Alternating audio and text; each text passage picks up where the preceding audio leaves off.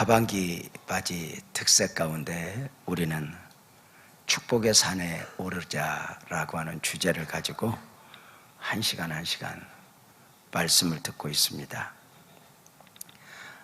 아시는 바대로 월요일 그 처음 문을 열면서 우리는 그리심산과 에발산 앞에 서게 되었습니다. 그리심산은 풍요의 산이고 에발산은 마치 저주를 받은 것처럼 같은 지역 마주보고 있지만 황무지와 같은 산입니다. 가나안 정복을 앞두고 있는 이스라엘 백성들을 영적 무장을 위해서 그 앞에서 여호수아는 축복과 저주의 말씀이 선포되게 합니다.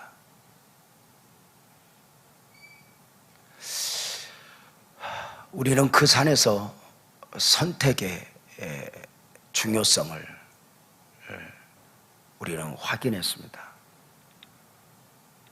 인간은 끊임없이 선택에 의지해서 선택을 하면서 살아간다고 말입니다. 그 선택 가운데 복을 만들어 가고 말입니다. 동물처럼 본능적으로 살아가도록 창조된 것이 아니라 인간은 처음부터 자유의지, 선택적 존재로 살아옵니다. 그래서 말씀을 드리기를 성경 속에 들어가 보면 하나님은 어떤 사람에게 복을 주냐가 아니라 이미 복된 길, 어리석은 길, 멸망의 길, 생명의 길, 좁은 문, 넓은 문, 좁은 길, 넓은 길을 주시고 선택은 네가 해 이렇게 말했습니다. 그럼에도 불구하고 우리의 연약함은 그 선택이 완벽하지 않다는 것입니다. 우리는 눈으로 보았다 들었다 하지만 사실 우리의 시각이 얼마나 스스로에게 속냐면 사람은 보이는 대로 보는 것이 아니라 보고 싶은 대로 보고 들리는 대로 듣는 것이 아니라 듣고 싶은 대로 듣기 때문입니다. 사실은 누가 우리를 사기치고 우리를 속인다고 말하지만 나를 가장 많이 속이는 것은 나입니다. 내 판단, 내 관점 이런 것들이 말입니다. 누가 나를 힘들게 하면 그저 힘들지만 내가 나를 속이면 거의 망가질 가능성이 있고 인생에 또 한 번의 고비를 만나곤 합니다.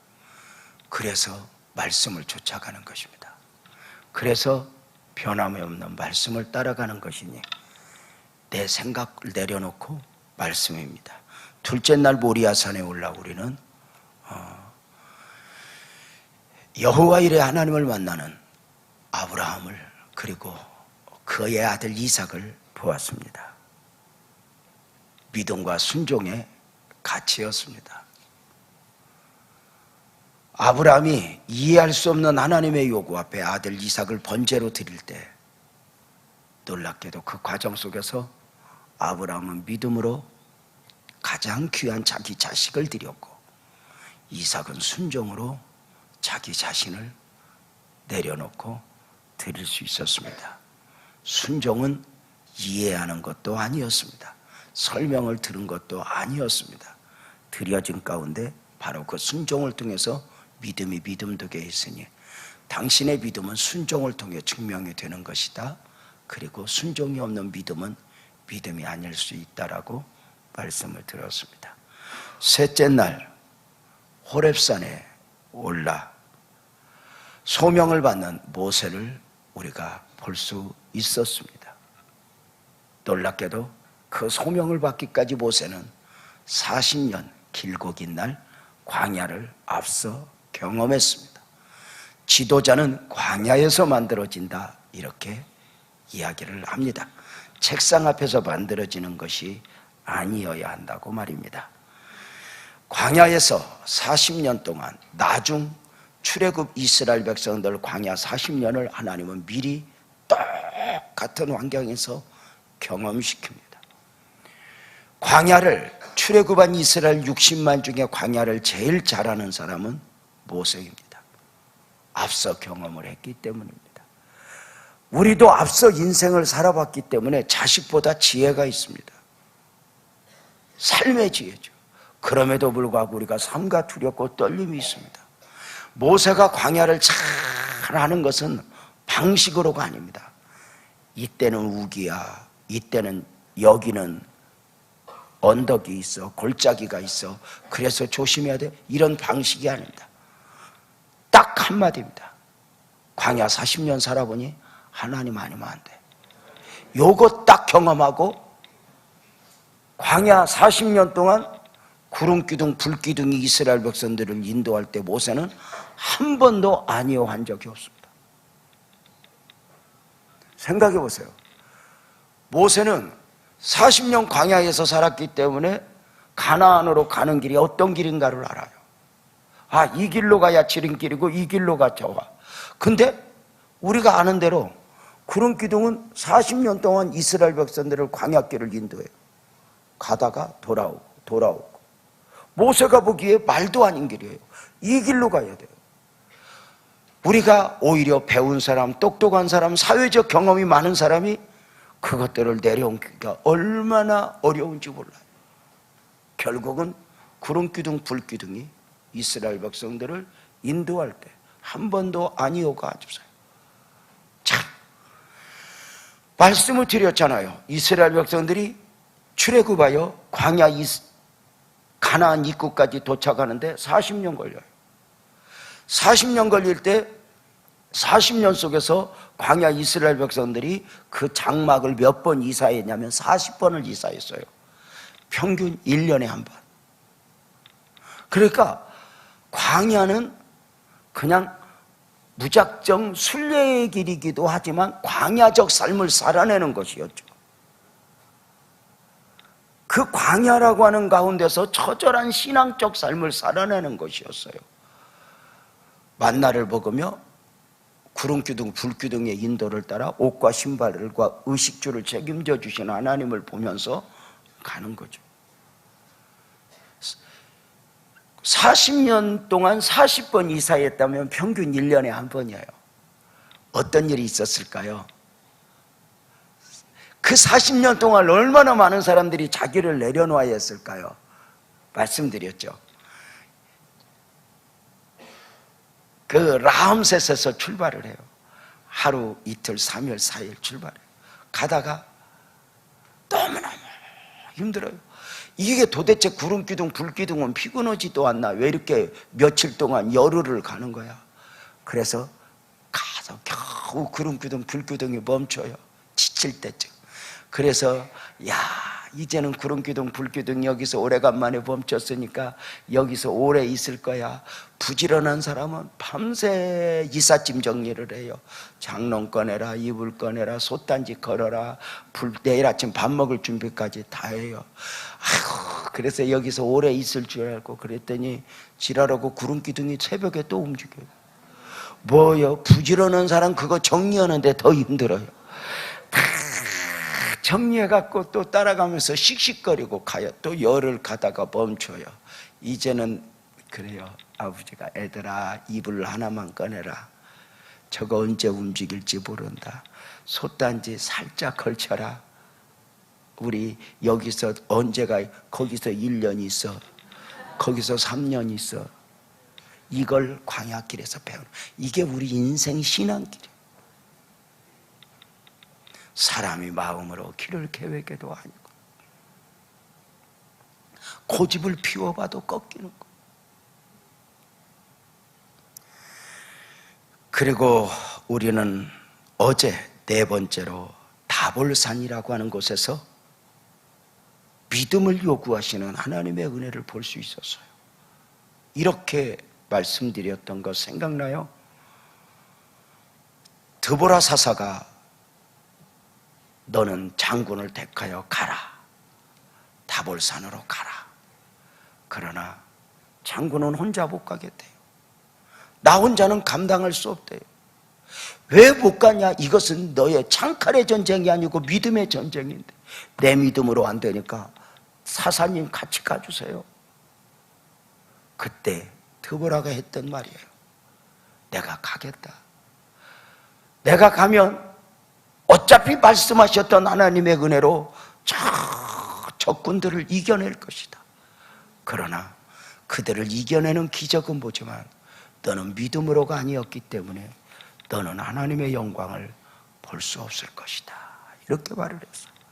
이건 아주 중요한 말이었어요. 하나님의 영광은 보여지는 그 사건들 안에 담겨진 하나님의 비전이고 섭리고 복음이에요. 요한복음 11장에 나사로가 살아나는 사건을 통해서 주님이 무덤에 있는 나사로 앞에서 마르다 마리아에게 돌문을 열라 할 때 마르다 마리아가 열 필요 없어요, 썩어서 냄새나요, 그냥 위로만 해주세요 하는 그에게 열 필요 없다니까요. 이때 주님이 요한복음 11장 40절 유명한 말씀이죠. 네가 믿으면 하나님의 영광을 보리라 하지 아니하였느냐, 이거였어요. 마르다 마리아가 믿지 않으면 나사로가 못 살아? 아니, 나사로가 사는 건 틀림없어. 그러나 주님은 나사로를 살리는 게 목적이 아니야. 살리는 게 목적이면 처음부터 안 죽였을 거예요. 죽도록 두지 않았을 거예요. 그런데 그 나사로가 죽었다 살아나는 과정을 통해서 주님은 무엇을 말씀하고 싶었던 거냐? 아멘 해봅시다. 나는 부활이요 생명이니. 바로 이걸 말씀하시고 싶은 거예요. 그러니까 마르다 마리아는 나사로가 살아나는 기적만 보면 안 되었어요. 바로 그 안에 담겨진 하나님의 영광, 바로 부활이요 생명이신 주의 은혜를 볼 수 있었어야 했어요. 당시 마르다 마리아 무덤 주변에는 많은 구경꾼들이 있었어요. 다 그들은 기적만 봤어요. 나사로가 살았대, 아이고 기적이 일어났네. 그러나 주님은 성경에 나오는 기적을 기적이라고 말하지 않고 성경은 때로 표적이라 이렇게 이야기해요. 이 말은 무슨 말이냐면, 기적은 기적인데 표적이라는 말은 무슨 말이냐면, 저기에 보니까 화장실 이렇게 써졌고 화살표가 이렇게 그려져 있어. 그 말은 그게 표적이야. 그러니까 여기 화장실인데 여기가 아니야, 이리 가라 그 말이야. 화장실 써졌다고 거기서 볼일 보면 바로 병원에 끌려가. 기적은 기적 자체도 기적이지만 그 기적을 통해서 주님이 무엇을 말씀하고 싶은 건가? 우리가 이 한 주간 새벽 기도를 하는 것도 중요하지만 이 새벽 기도를 통해서 주님은 무엇을 내게 말씀하실 것인가? 나에게 보여줄 영광은 무엇인가? 주여 내 눈을 열어 더 깊은 것이라도 보게 하옵소서. 이것이 소망이죠. 오늘은 여러분과 함께 이 아침에 하길라산에 오르게 돼요. 이 하길라산이 아마도 좀 생소할 거예요. 목사인 저도, 그렇게 성경을 읽는 저도 하길라산이 생소하니 말입니다. 이 하길라산은 다윗이 사울에게 쫓겨 도망을 다니는 곳이죠. 이 도망을 다니는 전체 이 장소가 뭐냐면 엔게디 광야라고 하는 곳이에요. 광야에서 도망을 다녀요. 광야에서 도망을 다니면 다윗은 안전해요. 사울이 아무리 쫓아와도 뭐 정말 요새고 숨을 때도 많아요. 그러니까 그 엔게디 광야에는 사람 사는 것도 없어요. 저도 성지순례 가서 예루살렘에 가서 공부한다고 할 때 엔게디 광야 그 올라갔어요. 꼭대기까지. 우리 아내 겁없이 따라오다 포기하더라고요. 거기가 얼마나 위험한지 몇 사람 못 올라갔어요. 근데 다윗이 도망간 길 경험한다고 나도 거기 갔었어요. 근데 성지순례 코스에는 없어요. 왜냐하면 거기가 험하니까. 공부를 하기 위해서가 아니면 못 올라가요. 거기 올라가면은 샘이 물이 있어요. 그 다윗이 거기서 어떻게 여기서 숨었을까? 그런데 사람도 없고 그렇게 도망 다니다가 외로울 때 하길라 산이 있는 곳으로 와요. 거기는 바로 뭐냐면 주민들이 사는 범위예요. 광야 끝 사람들 사는 그 산들 입구죠. 바로 이런 그렇게 이해를 하시면 좋겠다 싶은 것이, 다윗이 지칠 대로 지치면 바로 이 하길라 산에 잠깐 내려와서 사람 구경도 좀 하고 숨어 지는데 그곳이 바로 이제 유다 땅이에요. 그래서 다윗이 유다 지파 사람이잖아요. 그러니까 그 사람들은 그래도 다윗을 이해하고 사랑해요. 그래서 다윗이 10년 이상, 거의 13년을 창 던지고 칼 던지고 군대를 몰고 다니는 사울 앞에서 도망 다니니 얼마나 지쳐요. 그리고 이 하길라산에서 조금 쉬러 왔을 때, 그늘진 곳을 찾아왔을 때 우리는 이 산에서 다윗이 오늘 교훈, 끝까지 믿음이어야 한다, 끝까지 인내여야 한다, 끝까지 영적이어야 한다, 이 교훈을 우리가 이제 담아내게 되는 거예요. 그러니까 한마디로 끝까지예요. 우리 교회에서 신앙생활하면 제가 좋아하는 이런 이야기 들으신 말씀들 있죠. 가다 말면 힘든 것만 남고 끝까지 가면 간증이 남는다. 바로 이 말은 무슨 말이냐면, 우리가 믿음으로 이다가 영적으로 이다가 기도하다가 중간에 포기할 기회가 참 많이 있다는 거죠. 끝까지 인내, 끝까지 믿음, 끝까지 영적이어야 한다. 자, 다윗이 지칠 대로 지쳐서 하길라산에 내려왔어요. 그곳에 와서 쉬겠다고. 근데 그 사실을 10사람들이 보고 사울에게 밀고를 한 거예요. 다윗이 우리 동네에 왔습니다. 그 10이라고 하는 마을은 그 하길라산을 끼고 있는 마을인데 그게 유다 땅이에요. 그런데 그들이 다윗이 왔다고 사울에게 밀고를 하니 그게 바로 오늘 이제 사무엘상 26장 1절이죠. 10사람이 기브야에 와서 사울에게 말하여 이르되 다윗이 광야 앞 하길라산에 숨었습니다. 이렇게. 그러니까 지금까지 설명을 이해를 하겠죠. 지금까지 설명을 듣고도 이 말씀을 들었는데 이거하고 매치가 안 되면 사는 게 은혜다 그러고 살아야 돼. 이렇게 자세히 설명을 하고도 했는데 10사람이 그렇게 하면 안 돼. 근데 이렇게 밀고를 했던 적이 사실은 처음이 아니에요. 자주 있었어요. 가장 가까이서 보면 그 사무엘상 23장에서도 그랬던 적이 있어요. 그러니까 한 번만 지쳤던 게 아닌 거예요. 사무엘상 23장 19절에 보면은 그때 10사람들이 기브야에 이르러 사울에게 나와 이르되 다윗이 우리와 함께 광야 남쪽 하길라산 수풀에 요새에 숨었습니다. 이렇게 이야기를 해요. 그럴 수밖에 없을 것 같아요. 예를 들면 우리나라에게 길고 긴 날 시대적 아픔이 있어요. 뭐냐면 일제시대를 예를 들으면 일본 사람들이 참 나빠요. 그러니까 나빠서 나쁜 게 아니라 원래 나빠요. 그게 뭐냐면 그 일본은 그 섬사람의 기질로 자기들을 죽이고 하는데 이런 것들을 그 사무라이 정신이라고 그러잖아요. 이게 좋게 말해서 사무라이 정신이지 그게 무슨 야만족이죠.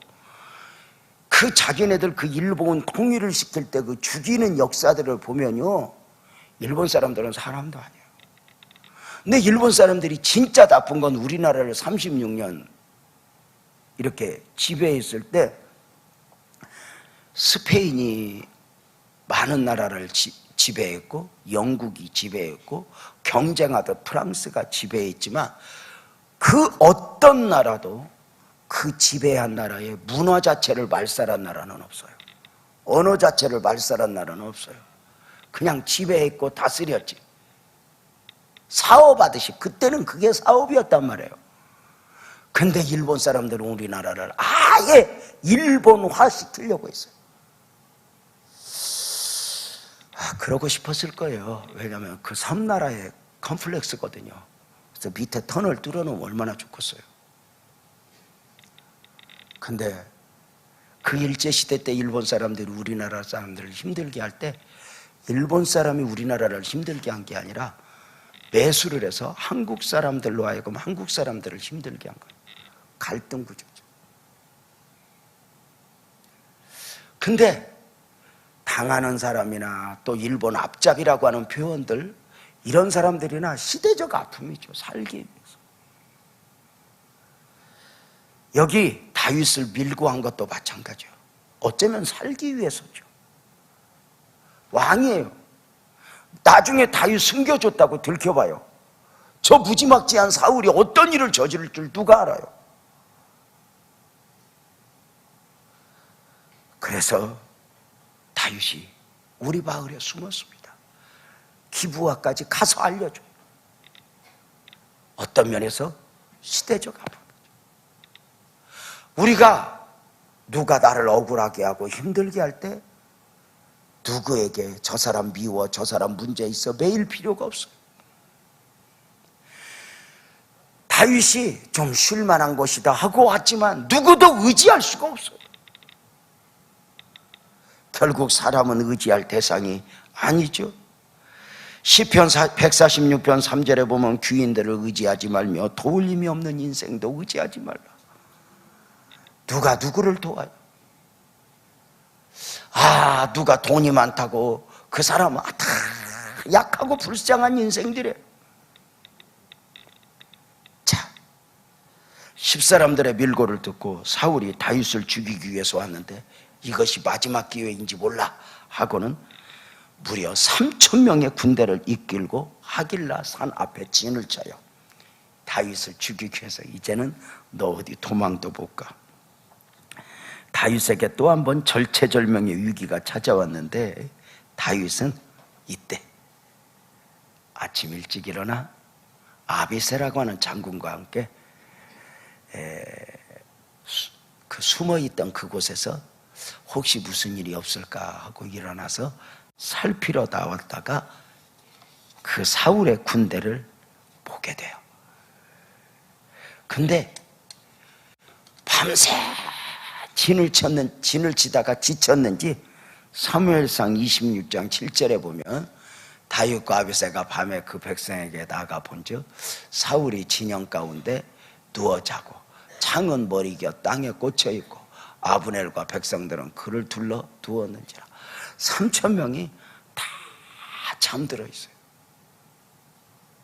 잠들어 있어요. 사울은 어떻게 하고 있다고요? 사울이 누워서 자고 창은 머리 곁에 있어요. 그러니까 이거 빼서 사울 이놈 하고 죽이면 돼요. 가까이 와도 꿀잠을 자고 있어요. 왜 꿀잠을 자고 있었냐? 사울이 잔 게 아니야. 사무엘상 26장 12절에 보면 여호와께서 깊이 잠들게 하셨대요. 아멘이 아니야. 이건 그냥 덮어놓고 잠결에 아멘할 일이 아니야. 이거 생각 좀 하고 아멘을 해야지. 이게 여호와께서 깊이 잠들게 하셨다. 이 말 속에서 뭘 알 수 있어요? 다윗을 또 한 번 테스트하는 거예요. 네가 끝까지 영적인가?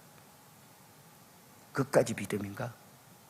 끝까지 인내인가? 또 테스트. 다윗이 사울을 죽일 수 있는 거예요. 우리가 힘이 없어서도 믿음이고 힘이 없어서도 인내고 힘이 없어서도 영적이지만 힘이 있고 기회가 있는데도 인간적이지 않고 힘이 있고 기회가 있는데도 믿음이고 힘이 있고 기회가 있는데도 끝까지 인내인가?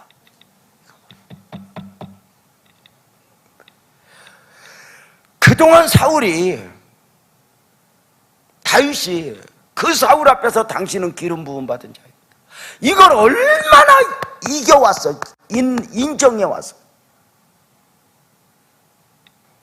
어쩔 수 없어서 믿음도 믿음이지만 어쩔 수 있는데 믿음인가?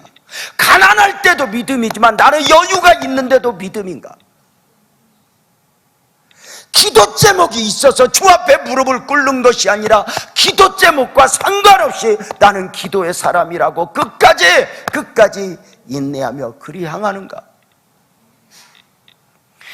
여호와께서 사울과 3,000명을 깊이 잠들게 하셨다. 나는 우리 아내가 자면 안 깨워요. 여호와께서 깊이 잠들게 하셨다. 밥을 안 줘도 안 깨워. 내가 먹으면 되지. 잠자는 아내 옆에서 씩씩거리는 거 그거 남자들 안 됩니다. 냅둬. 그냥 내가 먹으면 되지 뭐. 그거 손이 없어 팔이 없어. 여러분 봐봐요. 끝까지 믿음인가? 끝까지 인내인가? 우리가 어느 순간에 믿음이다가 어느 순간에 믿음이 아닐 기회가 얼마나 오는 줄 알아? 어느 순간에 믿음이다 어느 순간에 계산, 상식, 정세 이런 거. 아시는 대로 저는 요셉을 참 좋아해요. 요셉이 정말 매력 있는 부분은 총리가 되기 전보다는 총리가 되고 나서 요셉이 노예 생활 10년, 감옥 생활 3년, 17에 팔려와서 나이 30에 애굽의 총리가 돼요. 노예 생활 10년도 믿음이고 인내였고, 감옥 생활까지 13년을 믿음이고 인내고 영적이었어요. 한마디로 말하면 견디는 것도 이겨내는 것도 이었지만, 너 왜 노예됐어? 그래도 자기를 죽이려고 했던 노예로 팔았던 형들을 이를 갈지 않아요. 실컷해야 형들 원수 갚는데 자신의 생애를 허비하지 않아요. 자기를 감옥에 넣었던 여인을 문제 삼지 않아요. 그 너머 하나님을 믿어버린 거죠. 여기까지도 대단하지만 진짜 대단한 건 뭐죠? 총리가 되고 나서 끝까지 영적이었다는 거죠. 어떻게 알아요?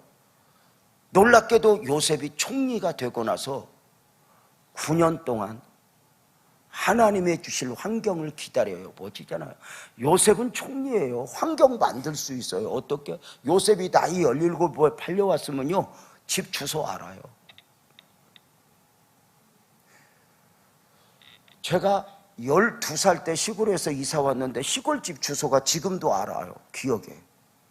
다른 건 안 갔는데도 주소는 알아요. 지금도. 평화동 744번지, 이게 우리 집 주소 옛날. 12살 때 이사 왔던. 근데 17에 주소 알아요. 형들이 곡식을 사러 왔다면 얼마든지 갈 수 있는 거예요. 형들은 걸어서 오죠. 총리는 말 타고 갈 수 있어요. 요셉이 얼마나 아버지를 보고 싶었어요. 형들 앞에서 하소연, 우리 아버지가 살아계시냐고. 저는 참 매력이 요셉이 힘이 딱 생겼어요. 그동안 믿음이고 인내고 하나님만 바라보다 힘이 딱 생겼어요.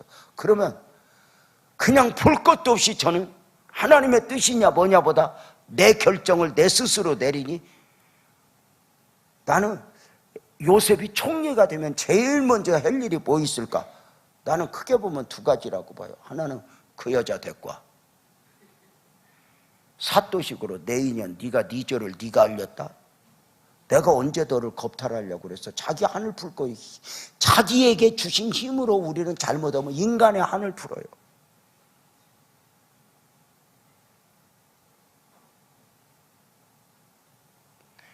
하나님이 나를 축복했으니 이걸 보라, 이런. 또 하나, 요셉이 총리 되고 나서 두 번째 해야 할 일이 있다면 뭐냐면 말 12필 앞세우고 고향 앞으로 가일 것 같아요.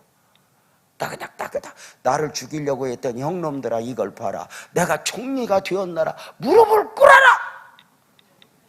너희가 나한테 절한다고 안 했냐? 뭐 이런 식. 근데 갈 수 있는데도 9년을 안 가고 기다려요. 대단하지 않아요? 힘이 있을 때도 믿음이고 힘이 있을 때도 영적인 거죠. 그리고 9년 만에 형들을 만나 울어요. 우리 아버지 살아있냐고, 내 동생 있냐고.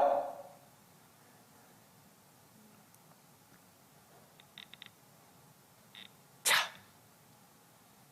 사울이 그 잠든 모습 속에서 두 가지 시각을, 같은 사건에서 바라보는 두 가지 시각을 본다면, 먼저는 함께 정탐을 갔던 아비새의 시각이니, 야, 이렇게 판단하는 거예요. 사무엘상 26장 8절에 보면 아비새가 이렇게 말해요. 아비새가 다윗에게 이르되, 하나님이 오늘 당신의 원수를 당신의 손에 넘기셨나이다. 그러므로 청하오니 내가 창으로 그를 찔러서 단번에 땅에 꽂게 하소서. 내가 그를 두 번째 찌를 것이 없을 것입니다. 이 말이 무슨 말인지 설명을 했어요. 알죠? 바로 뭐냐면 창을 버리고 깊이 잠들어 있는 그에게 아비새가 이렇게, 하나님의 뜻입니다.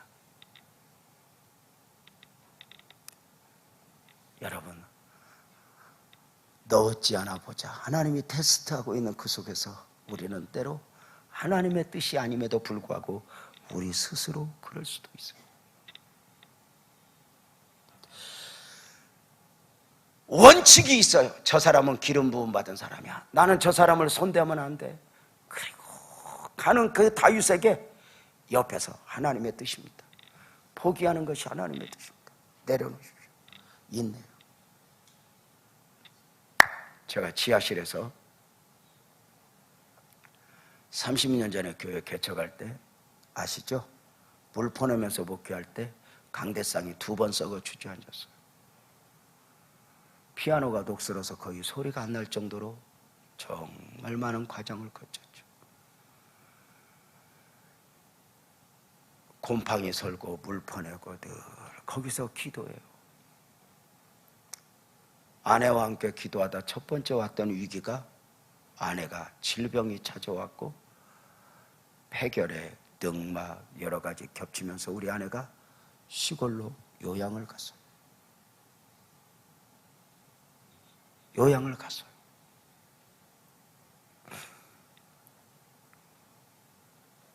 우리 딸아이 그 요양을 간 아내 우리 딸아이 큰엄마한테 맡기고 또 데리고 와서 자고 이렇게. 이 소식이 우리 선배에게 들렸나 봐요. 어디 시흥 쪽에 왔다 일부러 저를 찾아왔어요. 옆에 성광교회 앞에 시민교회 뒤에 십자가 달고 있는 웃기는 교회 하나 우리 교회 지하실을 보더니 십자가도 없는 교회를 보더니 이렇게 왔어요. 뭘 하고 싶은 말이 달싹달싹해요. 그러면서 사모님은 어디 갔냐요? 그래서 시골로 요양 갔다니까 이미 듣고 왔던 바지만 입으로 확인하면서 이렇게 말해요. 유재명, 그게 이제 이렇게 이제 선배니까 유목사 이렇게도 안 불러요. 뭔가 이제 본질적인 말을 하려고 그러죠. 유재명, 너 눈 열고 봐라. 여기가 목회할 때냐? 옆에 성광교회, 시민교회. 당시에 성광교회 거의 2,000명 모였어요. 시민교회 700명 모였어요. 우리 지하실 개척하면서 신윤석 집사님 보고 안내서를 했더니 다 성광교인이 우리 교회 앞으로 걸어갔어요. 그때만 해도 차 많이 없었잖아요. 신윤석 집사님이 들어왔어요. 왜 들어왔냐니까 올 사람도 없는데 뭔 안내냐고. 그래도 가서 서라고 했더니 또 들어왔어요. 왜 들어왔냐니까 쪽팔려서 못 서 있거든. 지나가다가 다 쳐다보는데 그래도 가서 교회는 끝까지 서는 거라고. 안내를. 그런 씨름을 했던 때인데 이게 목회할 자리냐? 그리고 여기 물 나는 거 봐라. 창문 하나도 없는데 여기가 예배 자리냐 이놈아. 너 왜 이렇게 멍청해? 네 안에 병든 거 보면 몰라? 이제 네 안에도 아니라 너도 죽어 이놈아. 너 빨리 교회 이사가. 이게 목회할 때냐? 순간 그러면서 막 뭐라 그러면서 봉투를 하나 주고 갔어요. 제가 그 봉투를 딱 받아들고 제가 강대상에 올라가서 이렇게 내려놓고 거기서 몇 시간을 울었던 적이 있어요. 하나님 날 보고 이사 가래요. 저는 여기 개척할 때 여기가 하나님의 뜻이 있다고 믿었어요. 나는 하나님이 이곳을 주셨다고 믿었어요. 물도 나고 안에도 병들었지만 저는 이걸 믿었어요. 그런데 이사 가래요. 여기는 목회할 자리가 아니래요. 우리 안에 병들었는데 나도 죽을 수 있대요. 근데 하나님 저 여기서 죽여주세요. 제가 여기서 이사 가야 된다면 2가지예요. 하나는 죽어서, 또 하나는 부흥돼서. 나는 여기서 부흥을 보고 싶어요. 하나님, 나는 절대 이사 못 가요. 제가 여기서 개척할 때 많은 사람들에게 어떤 풍랑이 와도 나는 이겨낼 것이라고 말을 했어요. 제가 무슨 이야기죠? 제가 만약에 개척하면서 나는 여기서 이길 것입니다. 나는 그냥 이렇게 선포하고 이곳을 하나님이 주셨습니다. 믿을 수밖에 없었던 게 그 우리 개척했던 장소가 안산시 원곡동 777의 지로요. 7자만 4개요. 아, 이게 하나님이 주신 동산이다 하고 그 지하실을 믿었는데 그렇게 믿고 나서 조금 어렵다고 여기가 아닌 게벼. 여기는 아니요. 그리고 더 좋은 장소를 찾았다면 저는 지금도 알아요. 만약에 그때 여기가 아닌가벼 하고 더 좋은 장소를 찾았다면 저는 지금도 더 좋은 장소가 어딘가 찾고 있을 거예요. 저는 지하실에서 6년 자면서 배운 게 있어요. 더 좋은 사람은 없다. 더 좋은 환경은 없다. 오늘 내게 주신 환경이 최고고 내게 주신 사람이 최고다. 저는 이걸 딱 믿고서, 이걸 믿어져서가 아니에요. 일부러 믿는 거죠.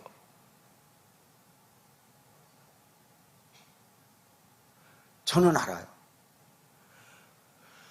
저는 제 선배들이 이곳은 하나님이 주셨습니다. 그리고는 조금만 어려우면 아닌게벼. 그리고 더 좋은 장소, 더 좋은 사람을 찾아. 우리 율비가 상처가 많아요. 우리 큰아들이 이렇게 목사들을 많이 여기서도 여기 있지만 호주에 있을 때 그 선교사님을 끝까지 섬기는데 상처가 많아요. 우리 아들 한 번 전화 왔어요. 아빠, 무슨 목사님들이 그렇게 하나님의 뜻을 왔다 갔다 해요? 무슨 소리냐면은 목사님들이 호주 와서 어려우니까 선교사님 만나서 도움받으면서 선교사님 만난 게 하나님의 뜻이에요. 하나님의 뜻이에요. 도울게요 하다가 한 1년 듣고 선교사님이 시원찮은 거 보고 교인들 데리고 가서 개척하면서 여기가 또 하나님의 뜻이라고 그러니까 애 생각에 목사들이 싫은 거예요. 내가 봐도 뭔가 방향이 있어야 되는데 보세요.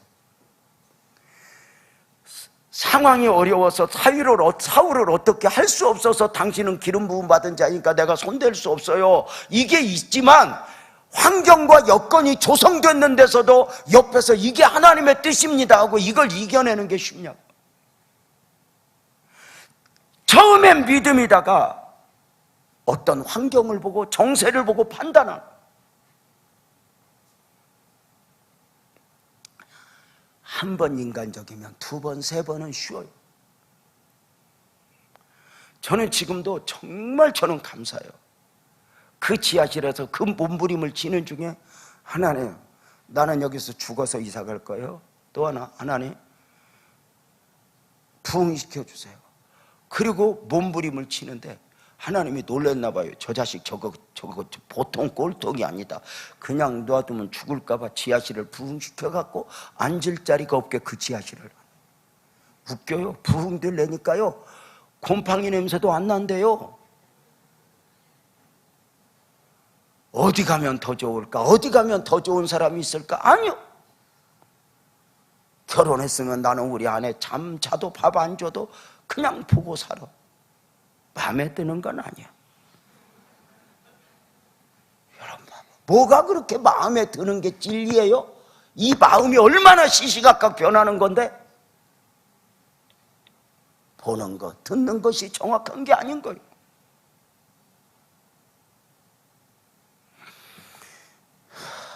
그렇게 마음에 안 들던 아내도 가끔 마음에 들어.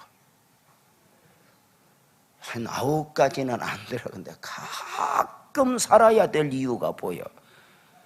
그거 보고 사는 거요. 여러분 봐봐. 이것이 하나님의 뜻입니다 할 때 얼마나 무서운 줄 알아?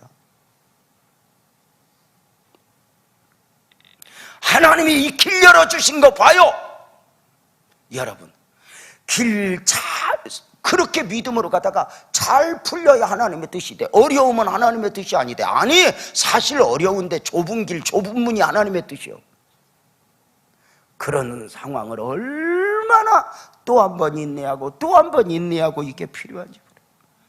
여러분, 이것이 반복되어 죽일 수 있는 상황이 24장에서도 있었어요. 그런데 그때도 기름 부음 받은 자, 옷자락 자를 때 그 다윗이 그 엔게디 광야 굴에 숨었는데 사울이요, 다윗이 거기 숨어 들어와서 잠자는 줄도 모르고 사울이 용변도로 그 굴에 들어왔어요. 누가 낑낑대는 소리를 들어서 다윗이 자다가 보니까 사울이 응아하고 있어. 그게 24장이에요. 오늘 지금 26장인 거예요. 그때 가서 옆에서 왕이야, 그때도 아비새예요. 왕이야, 저놈 죽입시다. 그때 아니야. 그때 3회 24장 6절에 보면 저 사람은 기름 부음 받은 자야. 내가 손댈 수 없어. 그리고 옷자락만 자르고 멀리 가서 용병 끝난 사울 앞에서 왕이여, 내가 당신 죽일 수 있었는데 안 죽였습니다. 다윗아 미안해. 그러고 또 죽이러 와요. 사울도 제정신이 아닌 거예요. 여러분 어때요? 다윗의 시각은 완전히 바뀌었죠.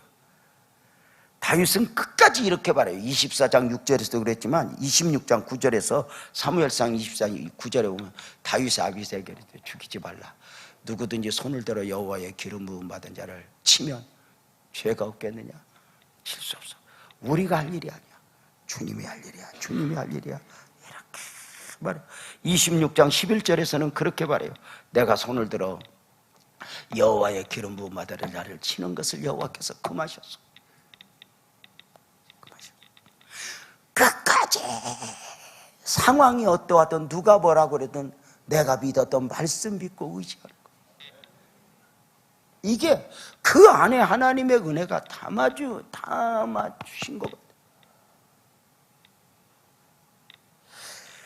아비새와 다윗의 착각은 뭐냐면 똑같은 환경에서 하나님의 뜻을 보았지만 다윗은 원래 받았던 말씀, 원래 원칙에 의해서 흔들리지 않았고 아비새는 하나님의 뜻이라고 말할 때 믿기는 하나님 믿었지만 환경 속에서 하나님의 뜻을 찾았다고. 그런데 오늘의 환경은 절대로 완전한 게 아니라는 거죠. 우리가 끝까지 믿음이고 끝까지 은혜가. 참 중요한 것 같아요. 끝까지. 제가 이제 교회 의자에서 6년을 잤다고 그랬어요. 교회가 작지도 않아요. 그런데 우리 서울 그 최씨 목사님이요, 나 여기 올 때까지 교회 사찰을 안 뒀어. 죄송하지만 관리 집사를 안 뒀어. 관리 전도사가 있으니까. 연탄불 26개부터 갈기 시작해서 나 올 때까지, 내가 여기 개척하고 와서 2년까지 뭐 찾다 없으면 전화 왔어. 전도사님 망치 어디 있어? 그 위에 그 다락 그 오른쪽 열어봐. 여기 김순자 권사님이랑 알 거야. 얼마나 입에 그때 관악교회가 올랐었는지. 개척하고도 하나님 우리 관악교회를 축복하시고, 가만히 생각하니까 관악교회가 아니야. 우리 빛나교회가 입에 오르기까지 이런 과정 거죠.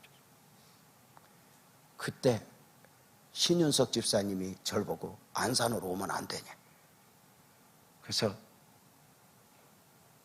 제가 이렇게 말했어요. 하나님의 뜻이 어디 있는지 모르겠다고. 목사님 오세요. 전도사님 오세요. 아니라고. 내가 이렇게 말했어요. 나는 끝까지 우리 목사님이 가라고 그러면 오고, 우리 목사님 생각에 내가 생각할 때 우리 목사님은 내가 없으면 안 돼. 그래서 목사님이 반대하면 나는 못 와요. 그리고 3일 금식하고 이야기를 했더니 가라고 해서 온 거죠. 그래서 늘 내 판단보다는 주님을 의지했다는 게 고마운 거예요. 내가 그렇게 줄 마음을 주었다는 게. 여러분, 끝까지 믿음인가? 다윗은 하나님의 결국을 믿었어요. 다윗이 뭐 이렇게 사울 앞에 견딘 것은 사울이 이쁘고 믿음이 좋아서가 아니에요. 내면에 끝까지 갈등이 있었어요. 그 사울 앞에서의 다윗도 믿음으로 산 게 아니다 그 말이에요. 사무엘상 26장 10절에 보면 다윗이 또 이르되 여호와께서 살아계심을 두고 맹세하는 여호와께서 그를 치실 거야. 혹은 죽을 날이 이르거나 또는 전장에 나가서 망하리라. 내가 손을 안 댈 뿐이지 내가 할 수 있는 권한은 없지만 사울이 잘 되기를 원한 건 아니야. 너도 언젠가는 조직의 쓴맛을 볼 거야. 여호와께서 죽이든지 전쟁에 나가서 죽든지 잠자다가 죽든지 너도 망할 날이 올 거야. 시편 54편에 보면 다윗이 어떻게 기도했는지 알아요? 그 그 사울의 문제 앞에서 그 하길라산 사건이 있을 때 주께서 내 원수에게 악으로 갚으시리니 주의 성실하심으로 그들을 멸하소서, 사울을 멸하소서, 그들의 군대를 멸하소서 했기에 내가 낙헌제로 주께 제사하리다. 여호와여 주의 이름에 감사하노니 주의 이름이 선하십니다. 참으로 주께서는 모든 환난에서 나를 건지시고 내 원수가 보응받는 것을 내 눈에 똑똑히 보게 하리다. 사울이요, 기름 부음 받았지만 원수는 원수였어요. 그를 용서했던 것이 막 다윗이 착해서 용서를 하고 이게 아니라 얼마나 내 안에 인간적이고 싶고 저 죽이고 싶은 걸 참고 인내했단 말이에요. 다윗이 완전한 사람도 아니고 다윗도 우리와 성정이 같은 사람, 똑같은 사람이었어. 미운 건 미운 거고 힘든 건 힘든 거예요. 그럼에도 불구하고 입으로는 끝까지 믿음을 바라는 거예요. 행동으로는 끝까지 인간적이지 않았던 거예요. 신앙은 나와의 싸움이에요. 나를 지켜내는. 그래서 다윗은 끝까지 하나님을 믿고 말씀에 흔들리지 않고 가났다. 우리가 하나님의 뜻입니다. 이전까지의 실수는 괜찮아. 그러나 이제 나는 방향을 잡았으면 어떤 것도 이기고 이기는 거. 그리고 가는 거. 그래서 저는 그 지하실에서 몸부림을 치면서 너무 힘들 때 이렇게 한마디씩 쓰는데, 그때가 바로 가다 말면 힘든 것만 남고 끝까지 가면 간증이 납니다. 이런 이야기를 써놓고 또 보고 또 보고 또 보고, 때로는 책상 앞에 써놓고 또 보고 또 보고, 오늘 또 주파수를 하나님께 맞추고 주의 말씀이 내 눈앞에 있으니 나는 어찌할까. 그렇게 하나님 의지하다가 뭐가 풀리면 이거 하나님이 다 돕는 사람 있는 거 봐봐. 아이고 내 길 열어주네. 게다가 결국은 사람은 해답이 아니라는 걸 처절하게 경험하는 바가 아닌가. 오늘 말씀은 끝까지 믿음인가, 끝까지 있는가, 끝까지 영적인가. 누가 하나님의 뜻이라고 정세를 보고 판단해서 이야기할 때 이렇게 종말이 와도 지진 나는 거 봐, 전쟁 나는 거 봐, 이런 거 갖고 말하면 안 돼. 종말은 성경에서 있으니까 종말이 있는 거지, 말씀 안으로 자꾸 들어와야지 외적인 걸 가지고 말하는 게 아니거든. 그래서 우리는 또 한 번 이런 말씀들을 오늘 의지하면서, 다윗도 사울 앞에서 10년 13년을 견딜 때 믿음으로가 아니었다. 이 죽이고 싶고 원수고 밉고 했지만 결국은 그때마다 이기고 말씀을 기준으로 해서 달려왔던 이 다윗을 소개하면서, 여러분 마음에 미움이 있는 거 괜찮아. 목사님 미워해도 돼. 근데 앞에서는 미워하지 마. 속으로는 어떻게 해도 괜찮아. 부부도 살고 싶어서 사는 건 아니야. 그러나 사는 게 실력이고 사랑이야. 껌딱지처럼 붙어서. 그게 사랑이지 뭐 단 게 있어. 나를 이기고 내 생각을 이기고, 오늘 또 나는 주의 말씀 의지하여 가서 어떤 것들이 나는 흔들려도 이미 주님이 주셨던 언약의 말씀 붙잡고 아멘 합시다. 나는 가리다. 나는 또 이기리라. 또 일어나리라. 저 사람 힘드니까 기도해, 이런 소리 듣지 말고 저 사람은 늘 기도해, 이래야 돼. 저 사람 요새 김미옥이 안 왔지. 나 김미옥이가 새벽 예배 와서 나 심장 떨렸잖아. 내가 기가 막혀서 불렀어. 전화했어. 너 왜 새벽 예배 왔냐? 불안하다. 목사님 우리 아들이 감옥 갔어. 또 갔으면 좋겠다. 또 갈 계획이야 지금. 엊그제 또 울고 전화 왔어. 그래서 드디어 새벽 예배 다시 와야 될 이유가 생겨서 축하한다. 그때 목사님 그렇게 말하지 마. 여러분 끝까지 믿음이고 끝까지 인내고 끝까지 영적. 힘이 없어서 믿음이 아니고 힘이 없어서 영적인 게 아니라 내 안에 그런 것들을 이겨내며 기도하다 낭망치 말해. 이런 것들을 이겨내며 어자 승리합시다. 아멘이죠? 약고도 죽지 말고 저천성 향하여 방향 잡아놓고 하늘에 어울리는 사람으로 내가 사는 기준은 말씀이라. 우리 모두 일어나서 찬송합시다.